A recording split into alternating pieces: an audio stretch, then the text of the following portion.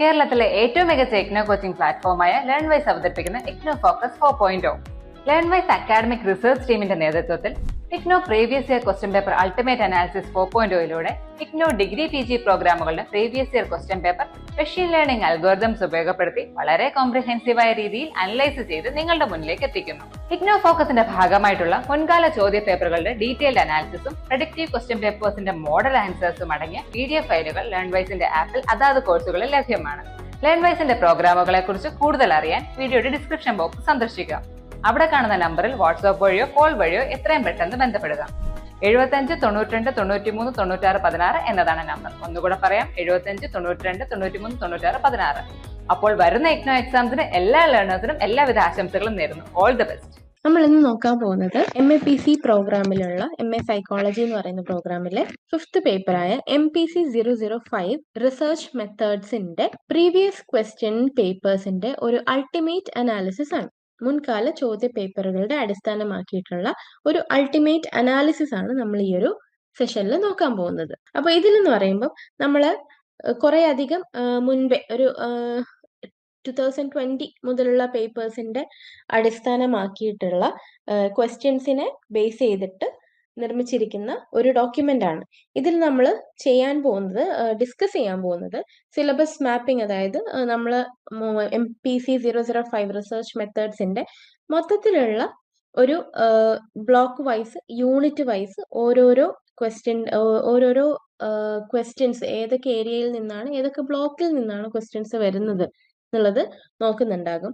അതിനനുസരിച്ച് ഒരു exam pattern analysis, ഏത് രീതിക്കുള്ള എക്സാമിന്റെ ഒരു പാറ്റേൺ എങ്ങനെയാണ്, ഏതൊക്കെ ഫോർമാറ്റിലുള്ള ക്വസ്റ്റ്യൻസ് ആണുള്ളത്, എങ്ങനെയുള്ള ക്വസ്റ്റ്യന്റെ ടൈപ്പ് എന്തൊക്കെയാണ് എന്നുള്ളത് നോക്കുന്നുണ്ടാകും. പിന്നെ റെക്കറിങ് ക്വസ്റ്റ്യൻസ്, റിപ്പീറ്റേറ്റീവ് ആയിട്ട് വന്നിരിക്കുന്ന ക്വസ്റ്റ്യൻസ് ഏതൊക്കെയാണെന്നുള്ളതും നമ്മൾ നോക്കുന്നുണ്ടാകും. എന്നിട്ട് അതിന്റെ അടിസ്ഥാനത്തിൽ ടോപ്പിക് പ്രോബബിലിറ്റി, ഏതൊക്കെ ടോപ്പിക്സ് ആണ് വരാൻ ചാൻസ് ഉള്ള ടോപ്പിക്സ് എന്നുള്ളത് നോക്കുന്നുണ്ടാകും. അതിനനുസരിച്ചിട്ടുള്ള ഒരു പ്രഡിക്റ്റീവ് ക്വസ്റ്റ്യൻ പേപ്പറും നമ്മൾ കാണുന്നുണ്ടാകും. അതുപോലെ തന്നെ മാർക്കിംഗ് സ്കീമും മോഡൽ ആൻസേഴ്സ് ഒക്കെ, ഏതൊക്കെ രീതിയിലുള്ള മാർക്കിങ്സ് ആണ്, സ്കോറിങ്സ് ആണ് നമുക്ക് ക്വസ്റ്റ്യൻ പേപ്പറിൽ ഉണ്ടാവുക എന്നുള്ളതൊക്കെയാണ് നമ്മൾ ഈ ഒരു സെഷനിൽ ഡിസ്കസ് ചെയ്യുന്നത്. അപ്പൊ ഇതെന്ന് പറയുന്നത് നിങ്ങൾക്കൊരു എന്താ പറയുക, ഒരു സ്മാർട്ട് വേ ഓഫ് ലേണിംഗ് ആണ് അല്ലെ.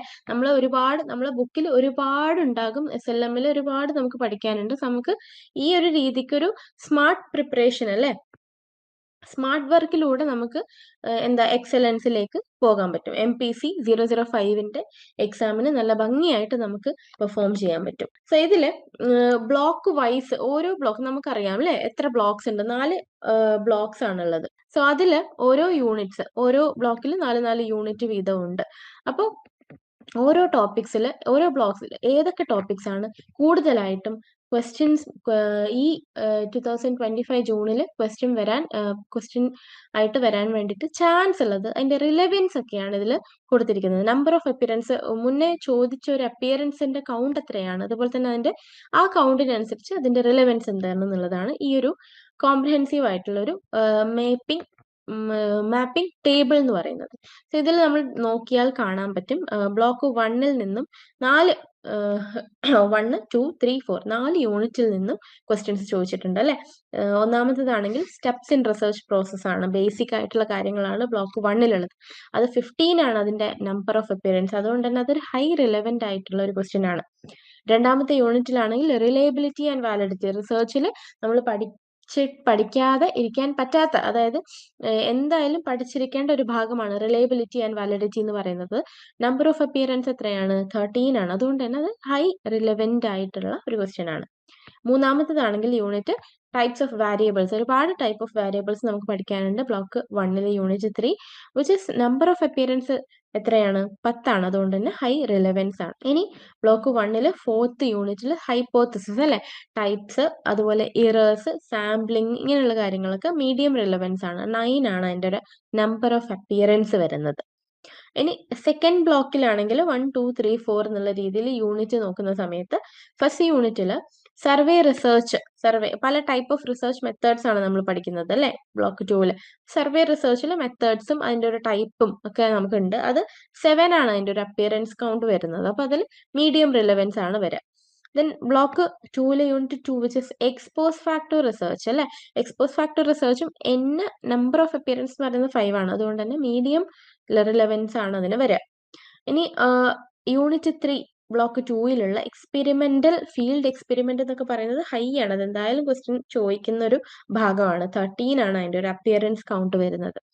ഇനി ബ്ലോക്ക് 2 4ാമത്തെ യൂണിറ്റിൽ കേസ് സ്റ്റഡിയും 4 ആണ്. അതിന്റെ അപ്പിയറൻസ് ലെവൽ എന്ന് പറയുന്നത് കുറവാണ്. അതുകൊണ്ട് തന്നെ ലോ റിലവൻസ് ആണ് കേസ് സ്റ്റഡിക്ക് വരുന്നത്.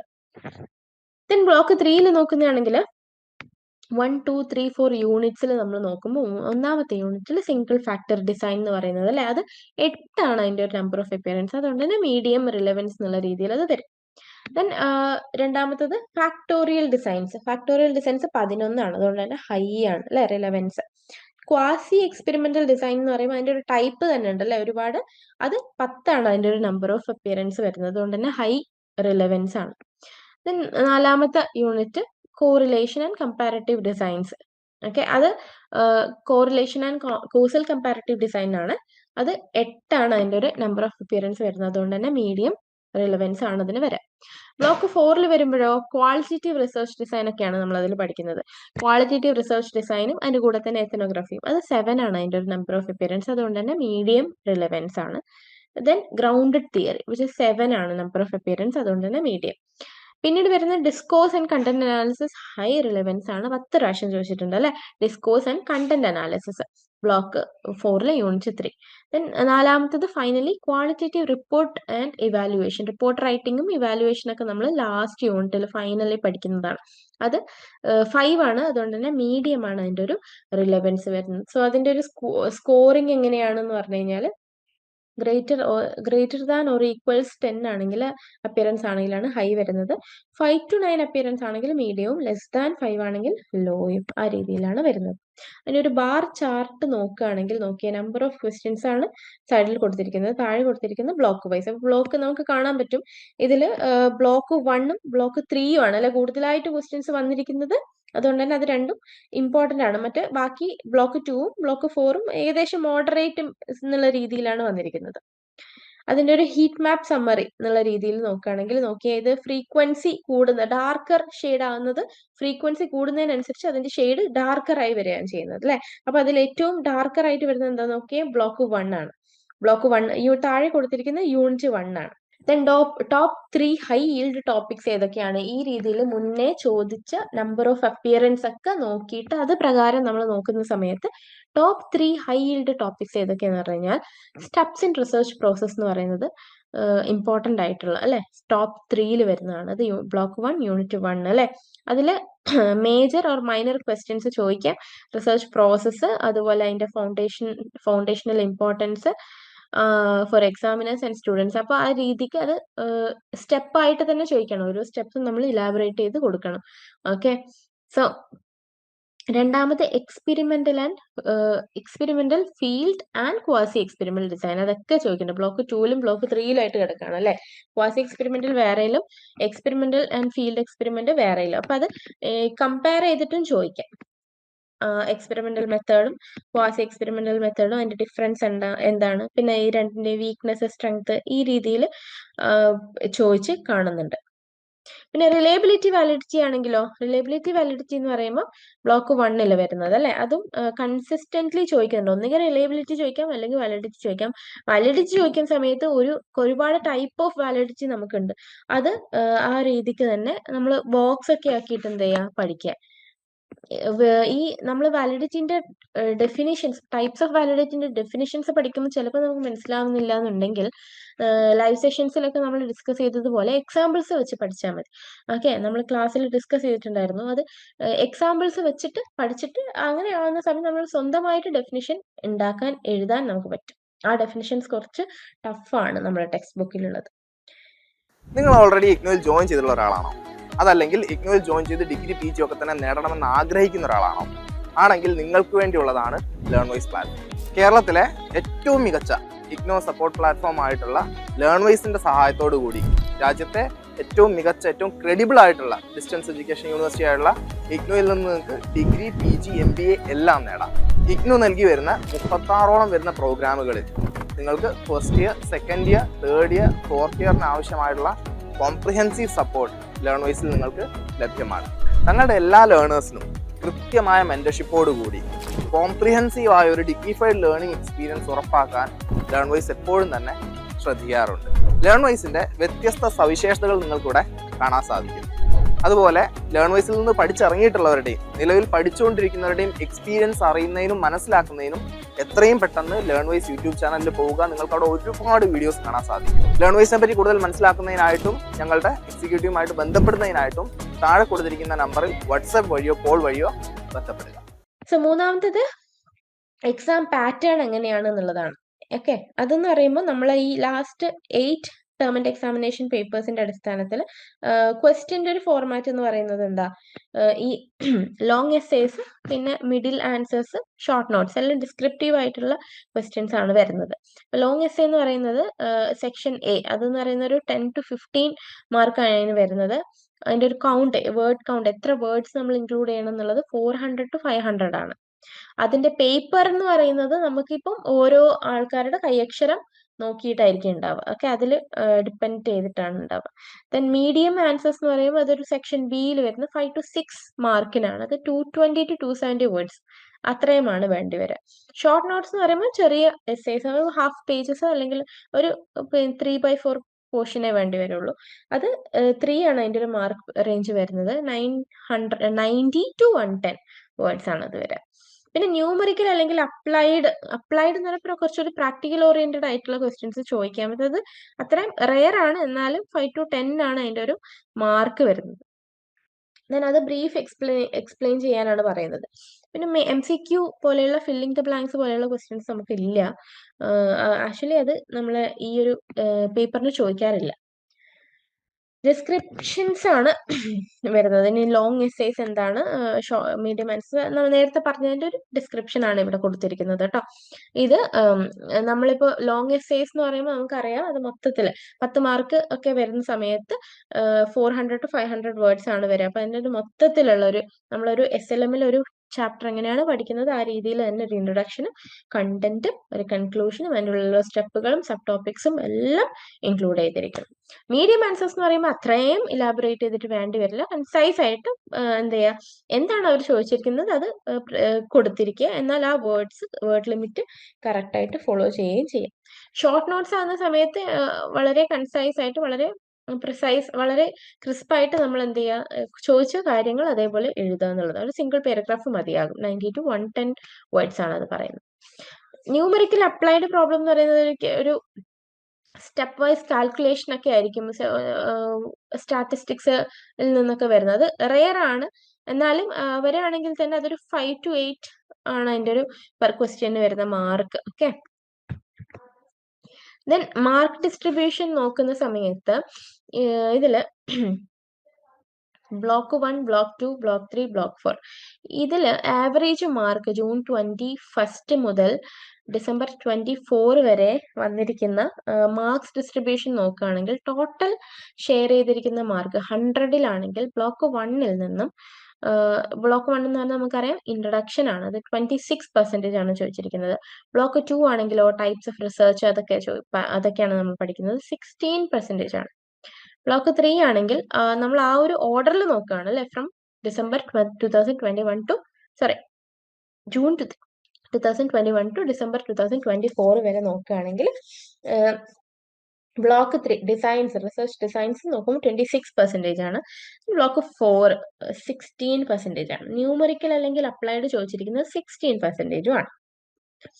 ഓക്കെ, അതിൻ്റെ ഒരു ട്രെൻഡ് വിഷ്വലൈസേഷൻ്റെ ചാർട്ട് നോക്കുകയാണെങ്കിൽ ഇതിൽ നോക്കുക, യെല്ലോ കൊടുത്തിരിക്കുന്നത് എസ്സേ, എന്നിട്ട് അതിന്റെ ഡാർക്ക് ഷെയ്ഡ് വരുന്നത് മീഡിയം, ഷോർട്ട് നോട്ട്, ന്യൂമറിക്കൽ എന്നുള്ള രീതിയിൽ കുറയുന്നതാണ് കാണുന്നത്. ഓക്കെ, സൈഡിൽ വെയിറ്റും താഴെ എക്സാം സെഷൻ, ആ ഒരു സെഷന്റെ കാര്യങ്ങളുമാണ് പറയുന്നത് ഫ്രം ജൂൺ 2021 ടു ഡിസംബർ 2024. ആ ഒരു പാറ്റേൺ നമ്മൾ നോക്കുകയാണെങ്കിൽ, പാറ്റേണിന്റെ ഒരു ഹൈലൈറ്റ്സ് നമ്മൾ നോക്കുകയാണെങ്കിൽ ഈ ന്യൂമറിക്കൽ അല്ലെങ്കിൽ അപ്ലൈഡ് ക്വസ്റ്റ്യൻസ് വെയിറ്റ് കൂടിയിട്ടുണ്ട്, അത് ചോദിക്കുന്നതിന്റെ വെയിറ്റ് കൂടിയിട്ടുണ്ട് റെഗുലർലി. അതായത് 1 to 2 ക്വസ്റ്റ്യൻസ് പെർ പേപ്പർ ചോദിച്ചിട്ടുണ്ട്, അതായത് 20 to 26%. ഇനി ലോങ് എസ്സേസിലാണെങ്കിൽ ലോങ് എസ്സേസ് അങ്ങനെ തന്നെ വെയിറ്റ് ഡിക്ലൈനിങ് ആണെങ്കിലും ചോദിക്കുന്നുണ്ട് എന്നുള്ളതാണ്. Then short notes, definitions, brief concepts ആണ്. അത് 15% ആണ് അതിൻ്റെ ഒരു കോൺട്രിബ്യൂഷൻ വരുന്നത്. ദെൻ പ്രിപ്പറേഷൻ ടിപ്പ്, നിങ്ങൾക്ക് റിസർച്ച് പേപ്പർ എങ്ങനെയാണ് നമ്മൾ പ്രിപ്പയർ ചെയ്യേണ്ടത്, നമ്മൾ എങ്ങനെയാണ് ടൈം അലോക്കേറ്റ് ചെയ്യേണ്ടത് എന്നുള്ളതാണ് അല്ലേ. സോ അത് വളരെ ഇമ്പോർട്ടൻ്റ് ആണ്. 3 hours പേപ്പർ ആണെങ്കിൽ ആക്ച്വലി നമ്മൾ 2 hours പേപ്പർ ആണ് approximately.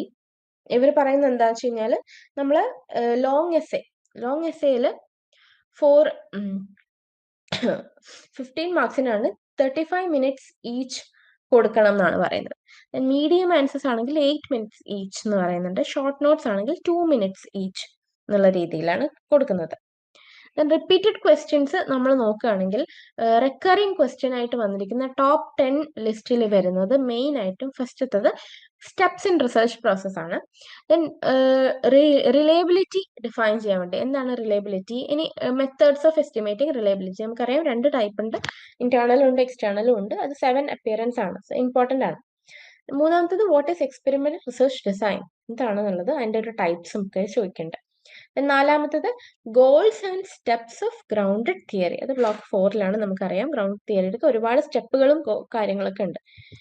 Okay, then fifth one validity ആണ് ചോദിക്കുന്നത്. Define validity, explain the various types of validity. Then sixth one differentiate between quasi experimental and experimental design. So ആദ്യം അത് എന്താണെന്ന് എഴുതുക, എന്നിട്ട് അതിന്റെ ഡിഫറൻഷിയേഷൻ കൊടുക്കുക. Then explain correlational design, discuss its advantage and ലിമിറ്റേഷൻസും ചോദിക്കുന്നുണ്ട്. ദെൻ അത് 5 ആണ് അപ്പിയറൻസ് കൗണ്ട് വരുന്നത്. ദെൻ 8th വരുന്നത് describe types of variables with suitable examples ആണ് അല്ലെ. വാരിയബിൾസിന്റെ എക്സാമ്പിൾസ് ചോദിക്കുന്നുണ്ട്. നമ്മൾ ക്ലാസ്സിൽ ഡിസ്കസ് ചെയ്തതാണ്, ഓരോന്നിന്റെയും എക്സാമ്പിൾസ് വെച്ച് തന്നെയാണ് നമ്മൾ പഠിച്ചത്. സോ അത് ഈസി ആയിരിക്കും. അത് ആ ഒരു സെഷന്റെ ആ ഒരു PPT നമ്മൾ യൂസ് ചെയ്യുകയാണെങ്കിൽ അത് ഈസി ആയിരിക്കും.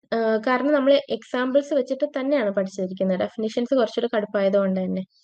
Then 9th one discuss the advantages and disadvantages of survey research.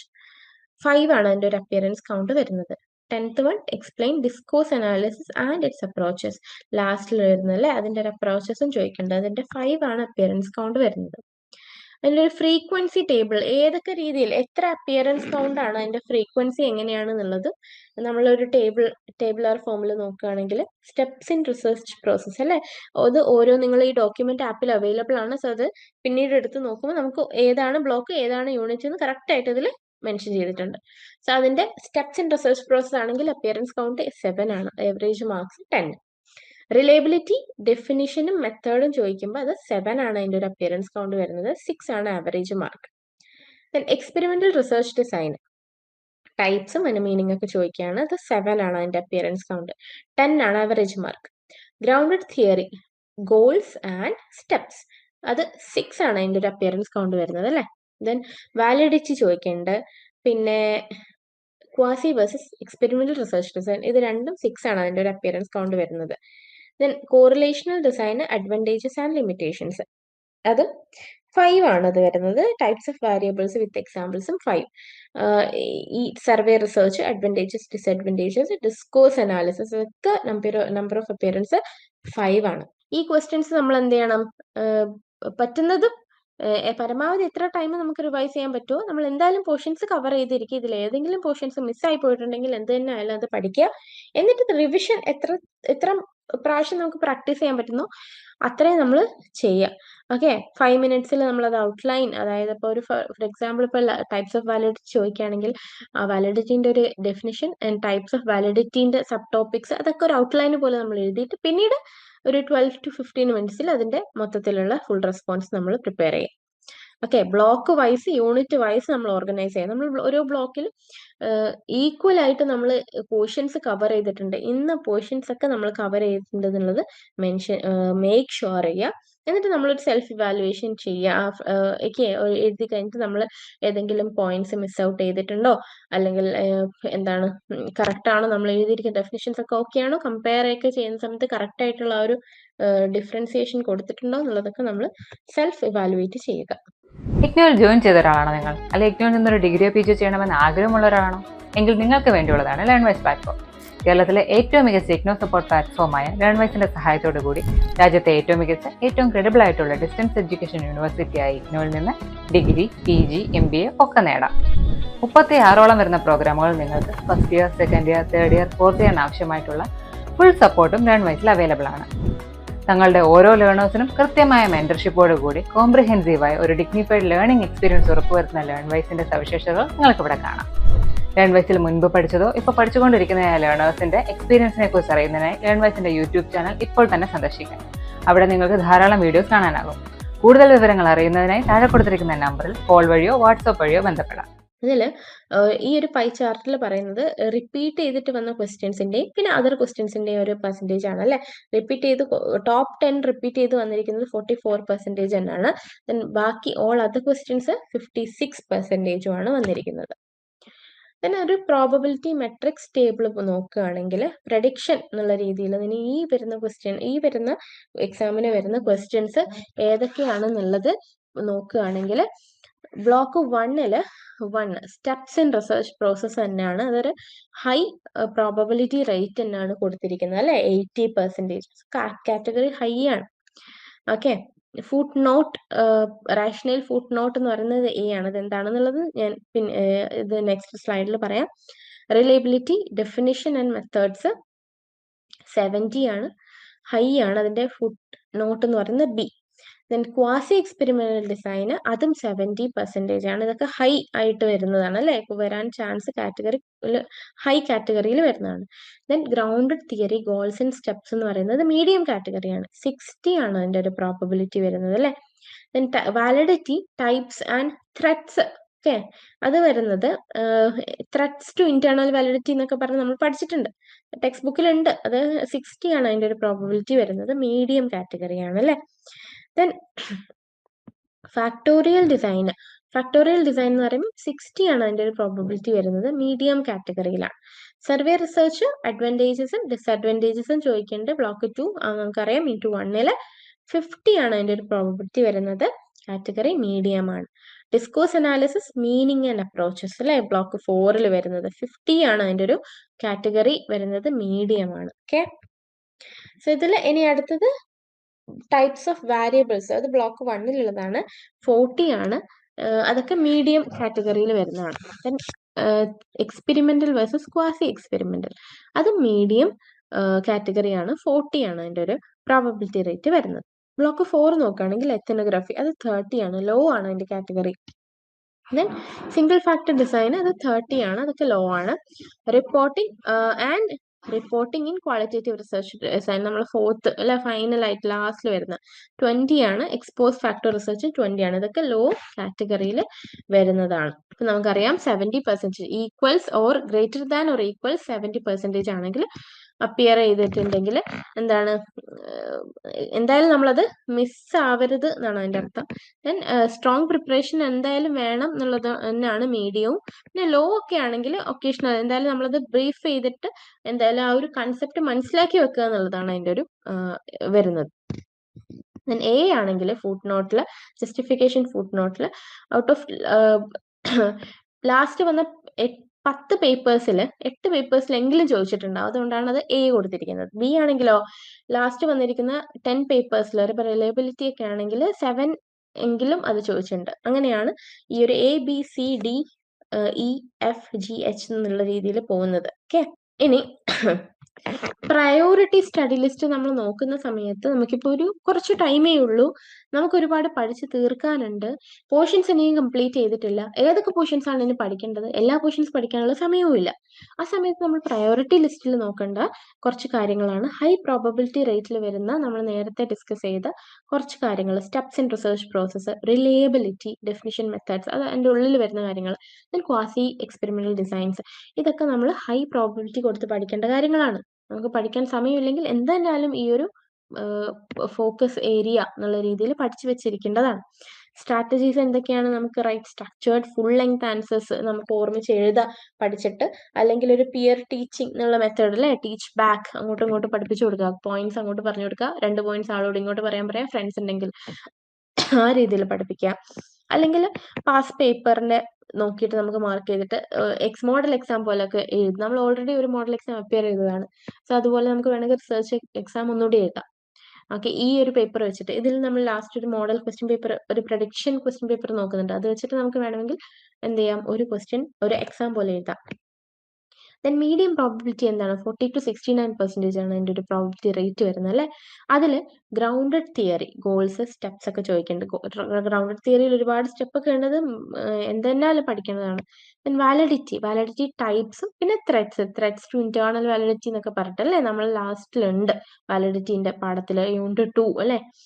Factorial designs പിന്നെ സർവേ റിസർച്ച്, അതിന്റെ അഡ്വാൻറ്റേജസും ഡിസ്അഡ്വാൻറ്റേജസും, ഡിസ്കോഴ്സ് അനാലിസിസ്, മീനിങ്, അപ്രോച്ചസ് ഒക്കെ. ഇതൊക്കെ മീഡിയം പ്രോബബിലിറ്റിയിൽ വരുന്നതാണ്. അതിന്റെ കൂടെ തന്നെ വരുന്നതാണ് ടൈപ്സ് ഓഫ് വാരിയബിൾസ്, പിന്നെ experimental versus quasi experimental designs. Okay, ഇതൊക്കെ നമ്മൾ റിവൈസ് ചെയ്യാം അല്ലെ, കൺസൈസ് ഫ്ലാഷ് കാർഡ്സ് വെച്ചിട്ടോ അല്ലെ ഫ്ലോ ചാർട്ട് ഒക്കെ വെച്ചിട്ട്. ഇപ്പൊ വാലിഡിറ്റി ഒക്കെ ആണെങ്കിൽ, ടൈപ്സ് ഓഫ് വാലിഡിറ്റി ഒക്കെ ആണെങ്കിൽ ഫ്ലോ ചാർട്ട് വെച്ചിട്ട് പഠിക്കാൻ പറ്റിയ ഭാഗങ്ങളൊക്കെയാണ്. പിന്നെ പ്രാക്ടീസ് ചെയ്യുക അല്ലെ, 15 മിനിറ്റ്സിന്റെ ഉള്ളിൽ പ്രാക്ടീസ് ചെയ്യാൻ നമുക്ക് വാലിഡിറ്റി എന്നതൊക്കെയാണ്. അതിന്റെ ഉള്ളിൽ തന്നെ സബ് ടൈപ്പ്, കണ്ടന്റ് വാലിഡിറ്റി, ഇപ്പം ഡിസ്ക്രിമിനന്റ് വാലിഡിറ്റി ഒക്കെ ആണെങ്കിൽ അതൊക്കെ സബായിട്ട് പിന്നെ വരുന്നതാണ്. അതൊക്കെ നമുക്ക് ഓർമ്മ ഉണ്ടോ എന്നുള്ളതൊക്കെ നോക്കുക, ഡെഫിനിഷൻസ് ഒക്കെ എഴുതി വെച്ചിട്ട്. ദെൻ ലോ പ്രോബബിലിറ്റിയിൽ വരുന്നത് എത്തനോഗ്രഫി വരുന്നുണ്ട്, സിംഗിൾ ഫാക്ടർ ഡിസൈൻ വരുന്നുണ്ട്, reporting in qualitative research design, then expose factor research design. So അതൊക്കെ നമ്മൾ സമ്മറി നോട്ട്സ് പോലെ എഴുതി വെക്കുക. പഠിക്കേണ്ടെന്നല്ല, എയിം ഫോർ അക്യുറസി അല്ലെ, ഡെപ്ത് ആയിട്ട് പഠിക്കണം. കാരണം നമുക്കിപ്പോൾ 3 മാർക്കിനൊക്കെ ചോദിക്കുകയാണെങ്കിൽ അത്രയും ഡെപ്ത് ആയിട്ട് എഴുതി പോകേണ്ട ആവശ്യമില്ല. പ്രിസൈസ് ആയിട്ട് എന്താണോ അത് ഒരു അക്യുറസി ശ്രദ്ധിക്കുക. എന്താണോ അവർ ചോദിക്കുന്നത് അത് മാത്രം എഴുതി കൊടുക്കുക. ദെൻ ഇതൊരു വിഷ്വൽ ഇൻഡിക്കേറ്റർ സ്ട്രിപ്പാണ്. ആ സ്ട്രിപ്പ് നോക്കിയാൽ കാണുന്നത് ഇപ്പം ഈ പച്ചയിൽ കിടക്കുന്നുണ്ടോ, അത് അതിന്റെ ഒരു പ്രോബബിലിറ്റി റേറ്റ് ഉണ്ട് 80% വരെ. അതങ്ങനെ കുറഞ്ഞു വരുന്നത്. ഗ്രീൻ ആണ് ഏറ്റവും ഹൈയിൽ വരുന്നത്. സ്റ്റെപ്സ് ഇൻ റിസർച്ച് പ്രോസസ് ആണ്. നമ്മൾ നേരത്തെ ഡിസ്കസ് ചെയ്ത സെയിം കാര്യം അതൊരു വിഷ്വൽ ഇൻഡിക്കേറ്റർ സ്ട്രിപ്പിൽ കൊടുത്തിരിക്കുകയാണ്. റിലയബിലിറ്റി ആകുന്ന സമയത്ത് ഒരു 70%, ക്വാസി ആകുന്ന സമയത്ത് അതും ഒരു 70% തന്നെയാണ്. പിന്നെ ഗ്രൗണ്ട് തിയറി, വാലിഡിറ്റി മുതൽ expose factor research, quasi experimental വരെയും ഒരു 40%, 60 to 40, ഇൻ ബിറ്റ്വീൻ 40 and 60 വരുന്നത് അല്ലേ. ദെൻ 30 വരുന്നത് 30 and less than 30 വരുന്നതാണ് ethnography, single factor design, qualitative reporting ലാസ്റ്റിൽ വരുന്നതാണ് എക്സ്പോസ് ഫാക്ടർ റിസർച്ച് ഒക്കെ. അത് നമ്മൾ നേരത്തെ ഡിസ്കസ് ചെയ്ത കാര്യങ്ങൾ ജസ്റ്റ് ഒന്ന് പറയാണ്. ഗ്രീൻ എന്ന് പറയുന്നത് ഹൈ പ്രോബബിലിറ്റി ആണ്, യെല്ലോ എന്ന് പറയുന്നത് മീഡിയം ആൻഡ് റെഡ് എന്ന് പറയുന്നത് ലോ. ഇനി നമ്മൾ ഇത്രയും നേരം ഡിസ്കസ് ചെയ്ത ടോപ്പിക്സിനെ അടിസ്ഥാനമാക്കിയിട്ട് ഈ വരുന്ന ക്വസ്റ്റ്യൻ പേപ്പറിൽ ഏതൊക്കെ ക്വസ്റ്റ്യൻസ് വരാം എന്നുള്ളതിന്റെ ഒരു പ്രഡിക്ഷൻ പോലെ ഒരു പ്രഡിക്റ്റീവ് ക്വസ്റ്റ്യൻ പേപ്പറാണ് നമ്മൾ നോക്കുന്നത്. സോ ഇത് ഇങ്ങനെയാണ് നമ്മുടെ റിസർച്ച് പേപ്പറിന്റെ ക്വസ്റ്റ്യൻ പേപ്പർ ഉണ്ടാവുക. 50 ആണ് അതിന്റെ ഒരു മാക്സിമം മാർക്ക് എന്ന് പറയുന്നത്. ടൈം 2 hours ആണ്. 2 hours ഉള്ളിൽ നമ്മൾ എഴുതി തീർത്തിരിക്കണം. ഓൾ സെക്ഷൻസ് കമ്പൽസറി ആണ്. ഓക്കെ, ഓൾ സെക്ഷൻസ് കമ്പൽസറി ആണെങ്കിലും ഓൾ ക്വസ്റ്റ്യൻസ് കമ്പൽസറി ആയിരിക്കില്ല. അപ്പൊ നോക്കിയേ, ഇവിടെ സെക്ഷൻ എയിൽ എനി 2 of the following ആണ് പറയുന്നത്. അപ്പൊ നമുക്ക് അറിയാത്ത ഏതെങ്കിലും ഒന്ന് നമുക്ക് സ്കിപ്പ് ചെയ്യാം. ഇതിൽ ക്വസ്റ്റ്യൻ 1 നോക്കിയേ, explain the steps and ethical consideration in the research process in psychology, illustrating your answer with an example of a class room study. So നമ്മൾ എത്തിക്കൽ കൺസിഡറേഷനും സ്റ്റെപ്പും എഴുതുന്നതിന്റെ കൂടെ ഒരു എക്സാമ്പിൾ, ഒരു സെനറിയോ കൂടെ അവിടെ കൊടുത്തിട്ടുണ്ട്. ക്ലാസ് റൂം സ്റ്റഡി അല്ലെ, അത് എങ്ങനെ ഏത് വിധത്തിലുള്ള ക്ലാസ് റൂം സ്റ്റഡി ആണെന്ന് നമുക്ക് തീരുമാനിക്കാം. ഇഷ്ടമുള്ള പോലെ നമുക്ക് എഴുതാം. പക്ഷെ അതിന്റെ കൂടെ ആ സ്റ്റെപ്പുകൾ കറക്റ്റ് ആയിട്ട് കൊടുത്തിരിക്കണം. അവിടെ ഇല്ലിസ്ട്രേറ്റിംഗ് എന്ന് പറയുന്നുണ്ട്. ആ കാര്യം നമ്മളെ ക്വസ്റ്റ്യൻ മൊത്തത്തിൽ വായിക്കണം. സ്റ്റെപ്സ് അറിയാം എന്ന് കണ്ടിട്ട് അപ്പൊ തന്നെ സ്റ്റെപ്സ് എഴുതുന്നു തീർക്കുന്നു അങ്ങനെയല്ല, ആ ക്വസ്റ്റ്യൻ മൊത്തത്തിൽ വായിക്കണം. കണ്ടില്ല, ഈ ഒരു എക്സാമ്പിൾ നമ്മൾ എഴുതിയിട്ടില്ല എന്നുണ്ടെങ്കിൽ നമ്മൾ പകുതി മാർക്ക് ചിലപ്പോൾ അത് പോവും. എത്രയും എഴുതിയിട്ടും കാര്യം ഉണ്ടാവില്ല. ആ ക്വസ്റ്റ്യനിൽ എന്തൊക്കെയാണോ ചോദിച്ചിരിക്കുന്നത് അതൊക്കെ നമ്മൾ എഴുതിയിരിക്കണം. രണ്ടാമത്തെ നോക്കിയേ, describe the criteria and statistical methods four establishing the reliability of a new psychological scale using a sample correlation matrix. Demonstrate how to calculate split half reliability. നമുക്ക് split half reliability കാൽക്കുലേറ്റ് ചെയ്യാൻ specific ആയിട്ടുള്ള ഒരു equation ഒക്കെ ഉണ്ട്.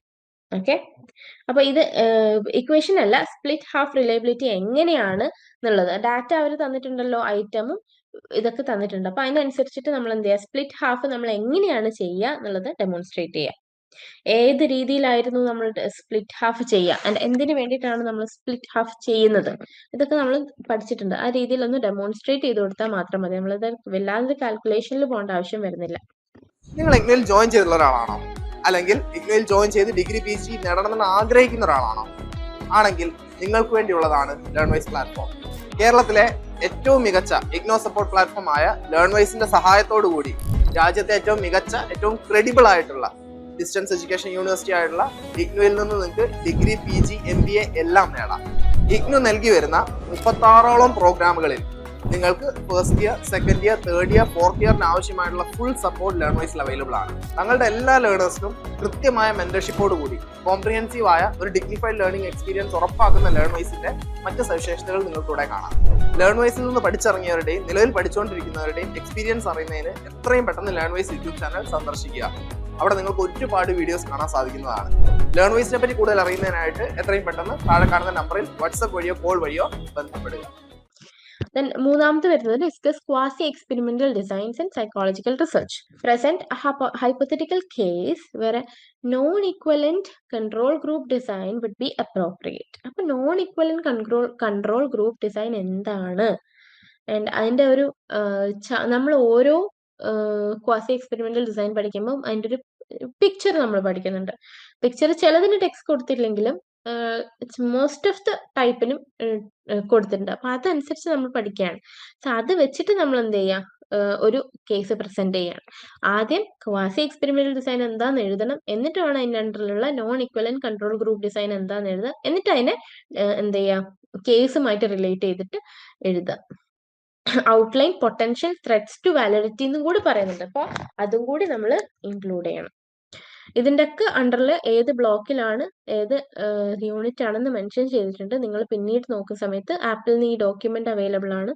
കിട്ടുന്ന സമയത്ത് നമുക്ക് text book വെച്ച് നോക്കിയാൽ മതി, അല്ലെങ്കിൽ ആ ഒരു സ്പെസിഫിക് ക്ലാസ് ഏതാണോ അത് കണ്ടാൽ മതി. Then describe the grounded theory approach in qualitative research.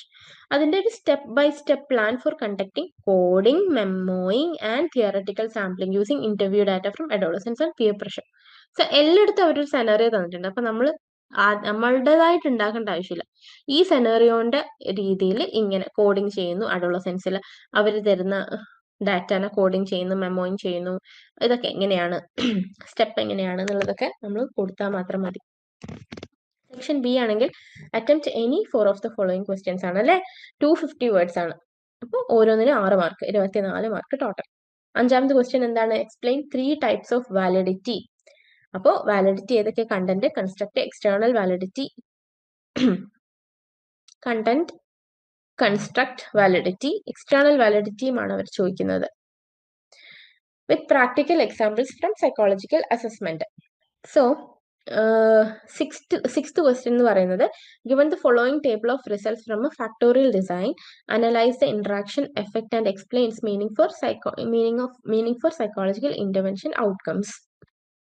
Okay, so ഇതില് ഒരു ടേബിൾ തന്നിട്ടുണ്ട്. അതിനനുസരിച്ചിട്ട് ഫാക്ടോറിയൽ ഡിസൈൻ ആണോ ചെയ്യുന്നത്, ഇന്ററാക്ഷൻ എഫക്ട്, നമ്മൾ ഇന്ററാക്ഷൻസ് പഠിച്ചിട്ടുണ്ട് ഫാക്ടോറിയൽ ഡിസൈൻസിൽ. ഈ ഇന്ററാക്ഷന്റെ എഫക്ട് അത് എക്സ്പ്ലെയിൻ ചെയ്യാനുമാണ് പറഞ്ഞിരിക്കുന്നത്. Then 7th question, critically discuss 2 advantages and 2 disadvantages using survey research in organizational psychology, citing current workplace trends. Survey റിസർച്ചിൽ വരുന്നതാണ്.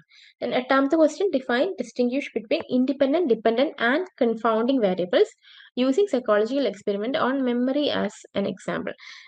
മെമ്മറി എന്നുള്ള രീതിയിൽ ഒരു വാരിയബിൾ ആയിട്ട് വെച്ചിട്ട് എന്തൊക്കെയാണ് ഡിസ്റ്റിങ്ക്യൂഷ് ചെയ്യുക, independent variable, dependent variable, confounding variable എന്നുള്ള രീതിയിൽ ഡിസ്കസ് ചെയ്യാനാണ് പറയുന്നത്.